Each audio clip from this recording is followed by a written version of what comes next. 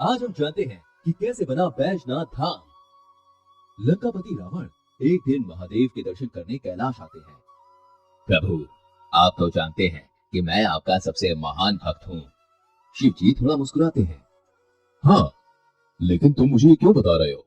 हे प्रभु, आपसे मैं कुछ मांगना चाहता हूँ। वचन दीजिए कि आप मना नहीं करेंगे। उचित है। महादेव, आपको मेरे साथ लंका चलना होगा। शिव जी अपना हाथ हवा में रखते हैं और उनके हाथों में शिवलिंग प्रकट होता है। ये लो रावण, इसे अपने साथ ले जाओ, ये मेरा ही एक अंश है। नहीं प्रभु, आप मेरे साथ सदैव चलिए। शिव जी हंसते हैं। चलो, ये भी ठीक है। मैं इस शिवलिंग में समा जाता हूँ, तुम इसे उठाकर लंका ले जाओ। किंतु याद रहे, इसे भूमि पर रखने की भूल मत करना, वरना ये वहीं स्थापित हो जाएगा। इसके बाद महादेव उस शिवलिंग में समा गए। रावण शिवलिंग को लेकर लंका की ओर निकल पड़ा। पार्वती पुत्र गणेश को जब ये पता चला तो वो बड़े चिंतित हो गए और मन ही मन बोले, ऐसे कैसे रावण पिताजी को लंका लेके जा सकता है? मुझे कुछ तो सोचना पड़ेगा। गणेश जी ने रावण को रोकने के लिए बहुत सारी तरकीबें सोची, जैसे कि उसके रास्ते पे अपनी माया से कांटे बिछा दिए, जंगल में आग लगा दी और ना जाने कितना कुछ किया, पर रावण ने शिवलिंग को जमीन पर नहीं रखा।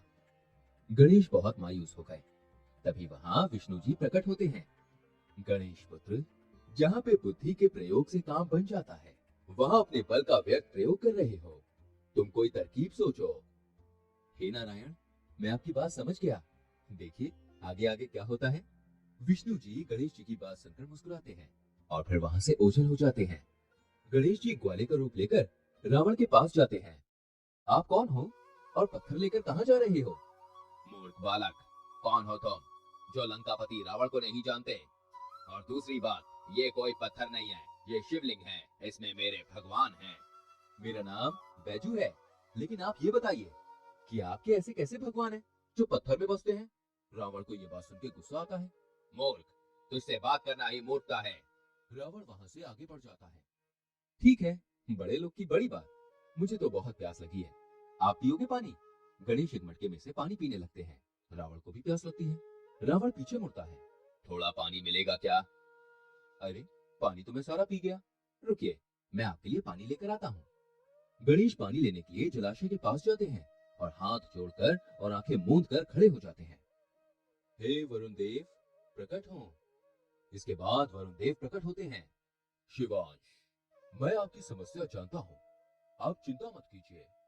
मैं अपनी माया से ये जलाशय का सारा पानी इस मटके में भर देता हूँ। आप ये रावण को दे देना। ये पानी रावण के पेट में जाकर जलाशय का रूप ले लेगा। इससे उसकी प्यास कुछ ज्यादा ही बुझ जाएगी। वरुण देव अपनी माया से जलाशय का सारा पानी उस छोटे से मटके में भर देते हैं। धन्यवाद वरुण देव। इसके बाद वरुण देव ओझल हो जाते हैं। गणेश जी वहां से रावण के पास जाते हैं और उसे मटका देते हैं। रावण एक हाथ से मटका लेकर पानी पीता है और वहां से चलने लगता है। लेकिन थोड़ी देर बाद रावण के पेट में हलचल होने लगती है। वो रुक जाता है। क्या हुआ रावण जी? पानी तो पी लिया, लेकिन अब मुझे मेरी लघु कंशा के निवारण हेतु जाना होगा। क्या तुम थोड़ी देर के लिए ये शिवलिंग पकड़ोगे? लेकिन अरे पकड़ो ना, थोड़ी देर की ही तो बात है। अगर मैं लघु शंका निवारण हेतु ना गया तो विपत्ति आ सकती है। ठीक है, आप जाइए, लेकिन सूर्यास्त के पूर्व आ जाना, वरना मैं इसे नीचे रख दूंगा। ठीक है, आप पकड़ो इसे। रावण शिवलिंग बैजू यानी कि गणेश को देता है और वहां से भागता है। घंटों बाद भी वो वापस नहीं आता और सूर्यास्त का समय हो जाता है। अरे, लघु शंका के निवारण हेतु इतना दीर्घ समय? अरे थोड़ी देर रुको, अभी आता हूँ। लेकिन थोड़ी देर बाद भी रावण नहीं आया। रावण जी, अंधेरा होने वाला है और मेरे हाथ भी अब दर्द कर रहे हैं, मैं तो चला। गणेश जी शिवलिंग को नीचे रख देते हैं और वहां से उछल हो जाते हैं। रावण भागता हुआ उधर आता है और शिवलिंग को उठाने की बहुत कोशिश करता है, लेकिन उठा नहीं पाता। तभी शिव जी प्रकट होते हैं। मैंने कहा था ना। किंतु प्रभु, नहीं रावण, अब कोई फायदा नहीं।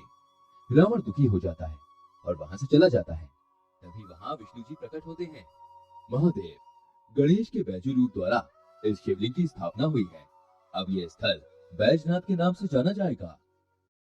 बैजनाथ झारखंड राज्य के देवघर जिले में आज भी है और ये 12 ज्योतिर्लिंगों में से एक है।